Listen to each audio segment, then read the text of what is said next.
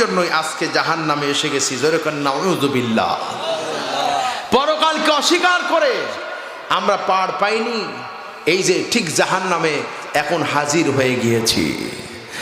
জাহান্নামে গিয়ে তারা চিৎকার করবে, আর্তনাদ করবে, আল্লাহ মেহেরবানি করে আরেকবার যাবার সুযোগ করে দাও, গুনাহগুলি শেষ করে আসি।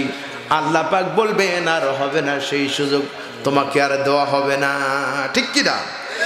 কোরআনুল কারীমে আল্লাহ রাব্বুল আলামিন স্পষ্ট ভাবে বলেছেন, জাযাউ বিফাকা, তোমার পূর্ণ প্রতিফল তোমার জীবনে যা কিছু তুমি অর্জন করেছো। আরো প্রতিফল হলো ইন্নাহুম কানু লা ইয়ারজুনা হিসাবা, তুমি হিসাব নিকাশের দিনটাকে অস্বীকার করেছো, দেখো তোমার সামনে হিসাব এসে গেছে।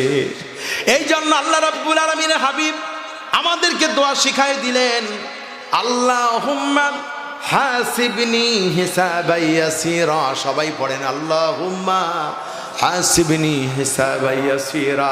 আয় আল্লাহ তাআলা আমাদের জন্য পরকালে হিসাব